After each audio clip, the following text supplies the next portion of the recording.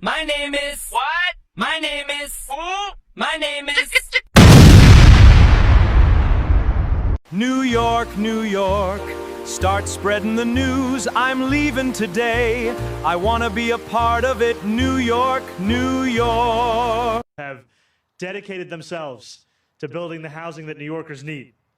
And I want to acknowledge our council member, Tiffany Caban, who is here with us, our deputy mayor for housing and planning, Layla Bozarg, our city planning director, Sadea Sherman, our HPD Deputy Commissioner, Patrick Love, and NYSAFA President and CEO, Carlina Rivera, as well as housing advocates and affordable housing developers Look at the who are whole joining us today. DEI brigade up there, New bro. York City is facing one of the most severe housing crises in American history. We are here today, elected officials, developers, and working New Yorkers alike, because we all share the same core belief that the only way to overcome this crisis is by building more affordable housing, and lots of it. And yet for decades, government has made it harder to build affordable housing through bureaucracy and through red tape.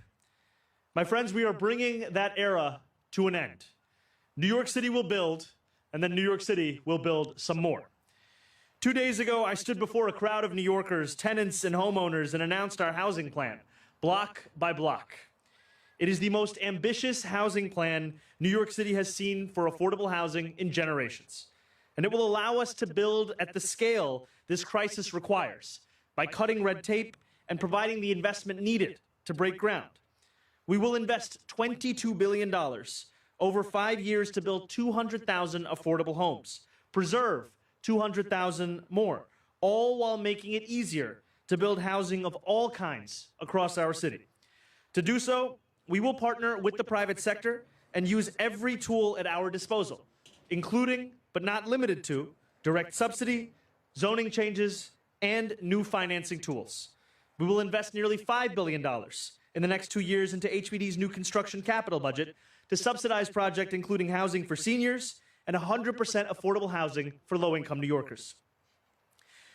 And we will pursue the meaningful zoning, regulatory, and land use reforms that will unlock our building capacity. One standout example of these reforms is the Affordable Housing Fast Track, which was overwhelmingly approved by voters last November. It will shorten the review process to make it easier to build affordable housing in the neighborhoods with the fewest affordable homes. We will also advance zoning changes. Notice what he said. Build affordable houses in neighborhoods with the fewest affordable homes. That means rich folks and middle class. The likes of which we have already begun along White Plains Road in the Bronx and along McDonald and Coney Island Avenues in Brooklyn. These key corridors already offer ready access to trains and buses, but their development has long been limited by restrictive zoning, making it harder to build and harder to afford a home. And we will pursue further zoning changes to develop more transit-oriented development citywide. An affordable home does not mean much if you cannot get to the job that pays those bills. And see, that's the same crap they pulled in Chicago. This right here is the same exact crap they pulled in Chicago a while back. You see, in the suburbs, the surrounding suburbs around Chicago, you know, they got bad water, so they got to go out and buy bottled water a lot, you know what I mean? Or buy some type of filter so they can drink some, you know, clean water. And they're very far from downtown. You know what I'm saying? So what they did is they ran this, what you call that? They just basically spruced up the west side of Chicago and started slowly pushing people out. But now it didn't work. It didn't work there, and it ain't gonna work here. Just put it like that. We will leverage city-owned land to build both 100% affordable and mixed-income housing, always utilizing the option that helps us build the most affordable housing possible. And we will accelerate these projects with tools like ELERP and the Neighborhood Builders Fast Track, which can cut 2 years. Well, you know what? No, that was misleading. They was actually doing the opposite. See, they wanted to put us in the suburbs with the bad water, and they wanted the middle class to be in the city. but that didn't work out right. So I had to clarify that. Years off the pre-development process. We are also exploring new strategies to help developers build as much as possible. One of these strategies will develop a revolving loan fund for shovel-ready developments that need a little extra help to find that financing. Finally, we will reduce operations costs for existing affordable housing providers by investing $100 million to back a new, lower-cost insurance program in 2027. These are a lot of changes, but each of them matters. We are here, just down the street from Hallett's North, where both market rate and affordable homes will soon rise. 4 years ago, Councilmember Caban recognized the need for more housing, even at a time when many in our city did not. She made the necessary rezoning happen, fighting for deeper affordability and more family-sized apartments along the way. She laid that foundation, and now we build on it. We know from other cities the difference that thoughtful planning, careful zoning, and direct municipal financing can make. Vienna, Austin, Minneapolis, Seattle, and Auckland. Let the lessons other cities have learned guide our future. Yeah, Mr. Mondani, but the thing about that, especially with Minneapolis, they didn't do rent freezes and they didn't cut through no red tape. They just let them build. And that's all you have to do. You don't have to do none of this crap you're doing. All you have to do is just let them build. You know what I mean? What's going on, Patriots? You're just locked in the hood politics where we always keep it 100. I'm your host, Jay. Y'all already know on this channel. We cut straight through that BS and get straight to the issues and the policies that hit us close to home. Excuse me. We talk about everything from elections to national debates all the way up to political podcasts. We throw some pop culture and some comedy in there every once in a while because y'all know my motto, all politics all the time. I give you brain rot. That's why I do it, so you don't have to. We start each and every one of them off sending out our thoughts and prayers. And I want to send some special thoughts and prayers out, man, to that Vietnam vet, man, the veteran that got unalived by another American veteran, which makes it even sadder, in California, man. So we're going to keep his family, his wife in our prayers, man. And, yo, this have to stop, man. I don't know what to tell y'all, Patriots, man, because every time everybody keeps screaming Civil War, that's right-wing political commentators, you know what I'm saying? Everybody else on the right act like it ain't happening. And, I mean, that's on y'all. If y'all want to keep moving like that, I mean, go ahead. You know what I mean? I'm going to keep my head on the swivel. And that is what it is, man. But check this out, yo. Check this out, man. Your boy Zoran Mondani, man, and his little political machine, you feel me? They just had a little press conference, man. And if y'all wasn't paying close attention, you'd think that they was giving out some free blessings or something. You know what I mean? They rolling out what's that, $22 billion housing blueprint, talking about equity, transit corridors, and streamlining development. Nah, that's not what y'all gonna get, man. You know what I'm saying? Let's keep it 100. You did? We're gonna keep it 100 and we're gonna look past the corporate jargon. You feel me? What your boy is actually telling you, you dig, is that the government is about to override your local community boards. They about to bypass zoning laws, and they gonna let developer drop multifamily projects right in the middle of your quiet establishment, middle class blocks and upper class blocks. You feel me? That's how the game played, man. For years, regular working folks been saving up their money. They pay their taxes, and they move to a residential neighborhood to get some space and some peace of mind from all that riffraff and all them liberal crazy ass policies. You know what I'm saying? Now the infrastructure in these blocks, the schools, the parking, the sewage lines, they was only built for single family or two family setups. You dig? But your boy and his administration just a bunch of freaking communists and socialists. So they looking at these quiet blocks like they prime real estate for an experiment. You dig? You feel me?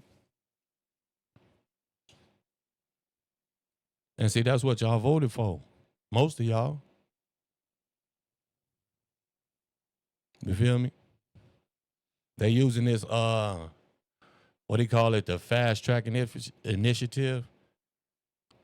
You know what I'm saying? To strip away the neighborhood's right to vote on anything. Meaning the residents don't have no say when they drop these projects right up the street or right next door, right in your neighborhood. You feel me?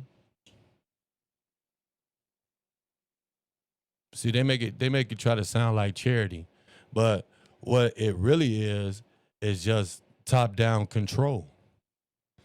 Introduce someone who's been clear-eyed about the connection between how welcoming our city is and the housing crisis for New Yorkers.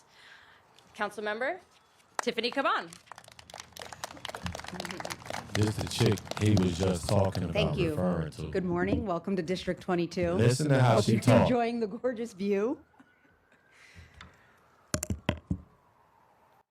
That's petty as hell, yo. They petty as hell, man. She said, I hope you enjoying the gorgeous view, which ain't gonna be gorgeous for much longer. That's what they doing right now. They finna de-beautify that gorgeous view. These people are crazy, bro. And anybody who vote for them, facts. Oh, losing y'all damn minds, man. This project that we're sitting near was one of the first that I worked on as a council member, and it was a crash course in governance, I will say, and had some really good partners who helped us along the way. So good morning. Like I said, welcome to Astoria. Almost 4 years ago, I stood here to announce my support for transforming Hallett's Point. And before, it was a sacrifice zone of shuttered industry and vacant lots across from Astoria houses, which you can see, blocking access to waterfront for public housing residents. And I remember the moment in time we were in, actually, because we had just finished winning the peaker plant fight, which our mayor was really, really on the front lines and critical to, right? We were balancing these fights against making sure we could get affordable housing, fighting the pollution and the peaker plant crisis in our neighborhood. And so one of the really hard things about this project was the fact that we stood together not having the best tools and options available to us, right?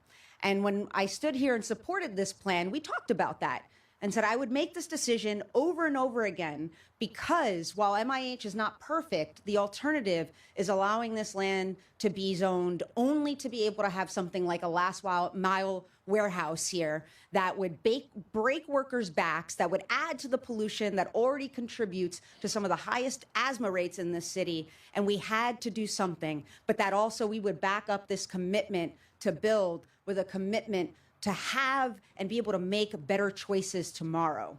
And that is what this plan is. It is an opportunity to build on what we did 4 years ago and have even better choices and options to choose from that even more greatly meet the needs of New Yorkers, not just here in my district, but around the city. So it was far from perfect, but it was essential considering that crisis. And that crisis has intensified. Rents have skyrocketed, vacancies have plummeted, too many New Yorkers are left without adequate housing, and every day we have constituents in our district office telling us about how their apartments are falling apart, even as their landlords jack up their rent, about how they can't find an apartment suitable for families. And see, this is the plan. This is the play right here. This is the overlay for the underplay. You feel me? They got all these bum-ass tenants out here who don't want to pay their rent and don't want to do what they're supposed to do as a tenant, as a respectable tenant. And so, excuse me, they're going to call the city on these landlords. The landlords is going to get stupid-ass fines that they can't pay, especially because of the rent freeze that these fools didn't put on. You know what I'm saying? So they can't raise the rent so they can take care of these, so they can take care of their property. And then that's when they're going to swoop in and take the property from them. Welcome to socialism. We need a hell of a lot more deeply affordable units now.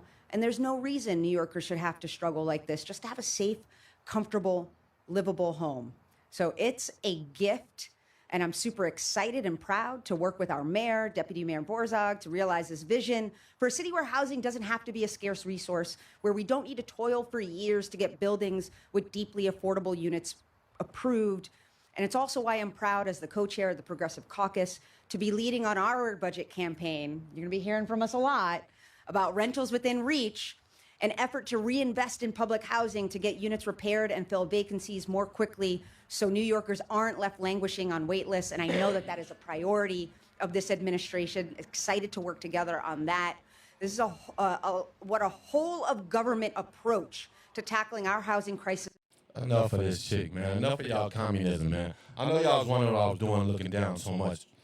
I was looking at my phone because I was looking up something, man. I wanted to see, where is this Hallis Point that they talking about putting all these projects in? You feel me? And what's the average property value around there? So, as of May 2026, real estate in the, Broader Astoria neighborhood typically sees a medium home sales price ranging from approximately $715,000 to $970,000. And that's what they finna bring Pookie, Peanut, and Pepe. I hope y'all enjoy this. This is gonna be fun watching. It's gonna be sad to see because New York was once a great city, but you know what? Ain't nobody finna keep talking to you fucking stupid ass liberals. We not. We just gonna sit back, eat the popcorn, and watch you destroy yourselves. You know what I'm saying? That's it. I'm done. These people are crazy, bro. 700, damn near $1 million homes. Damn near $1 million homes. Y'all finna go put Section 8 over there. Yeah, boy, this is insane. These people crazy, man. They are crazy. You feel me? They want to force the urban density into areas that aren't built for it. You know what I'm saying? All alone while shutting up the taxpayer who actually live there. You feel me? And look, y'all. See, a lot of people in these suburban style areas, they voted for this administration because the rhetoric sounded nice on TV. They thought these aggressive housing policies would solve problems without changing their own daily lives. You dig? But see, that's the thing about institutional politics. The bill always come due, baby. The bill always come due. With all this socialist and communist BS, the bill always come due, and you always run out of other people's money, man. You feel me? Now I want to know how all you liberals feel that you finally got what you voted for. But see, they don't know what's coming to them, and they gonna be pissed when they drop them projects in their neighborhoods, bro. We talking about $5,000, $6,000 rent for a 1-bedroom, and now Pepe and Tyrone and Pookie and Peanut is on the bottom floor paying $45 a month. Yeah. Oh, yeah. Yeah. You see what I'm saying?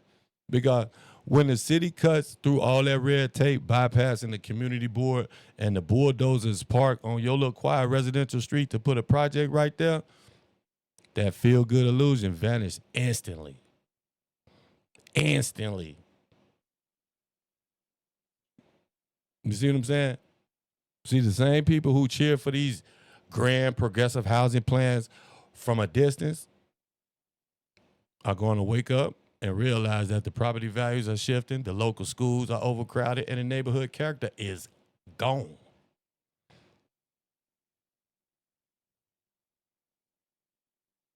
You feel me? See, they wanted the political points, but they didn't want the reality. You dig? And see, I feel bad. I feel bad for the people who didn't vote for this. Them the ones I'm worried about. The patriots, the ones who knew. You feel me? The ones who saw right through the game from day one. But guess what? They left standing outside looking at the total train wreck, and the train is about to crash directly into them as well as all the rest of New York. And that's crazy because they did everything right.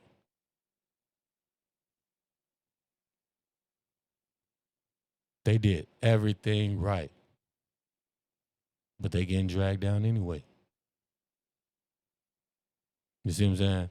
Because, see, while the neighborhood goes to shit, the people who push for those policies, those rich white liberal women, you feel me? They gonna pack their ish and they gonna move. They gonna move somewhere else, leaving everyone else to deal with the wreckage.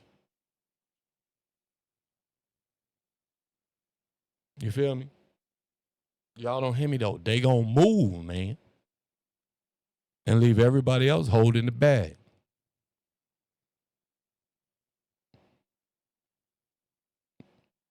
You see what I'm saying?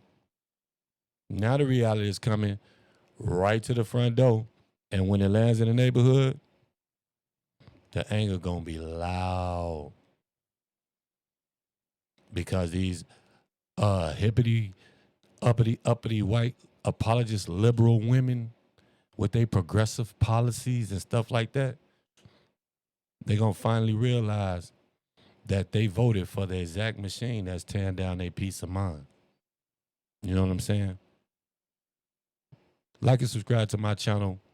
Follow me on TikTok, Hood Politics 5.1. Hit that notification bell so y'all know when I drop a new video, man. This your boy Jay from Hood Politics checking in.